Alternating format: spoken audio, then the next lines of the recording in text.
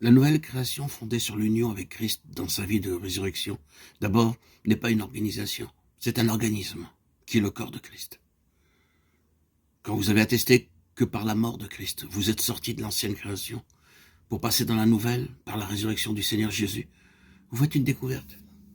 Vous constatez qu'il y a, dans cette vie nouvelle, quelque chose qui témoigne de la nature corporative de l'organisme, sous l'onction une et exclusive du Saint-Esprit.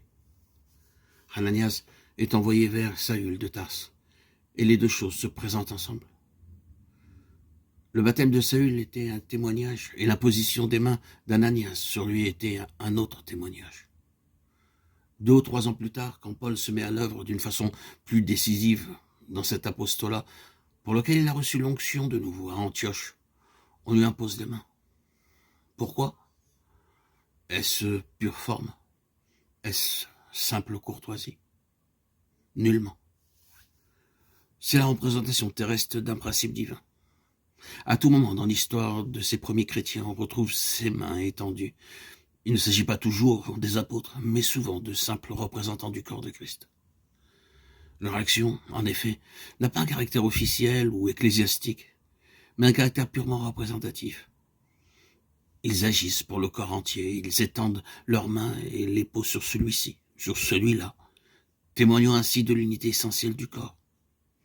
C'est un acte d'identification.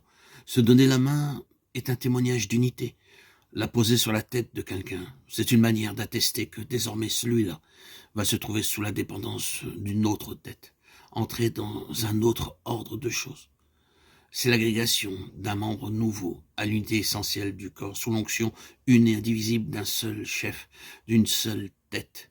L'imposition des mains est invariablement associée au Saint-Esprit, ou le Saint-Esprit, si vous voulez, est invariablement associé à cette imposition des mains. Ce qui revient à dire que le témoignage à l'unité du corps, qui est ainsi rendu par cet acte d'identification, est un témoignage à l'unité exclusive de l'onction.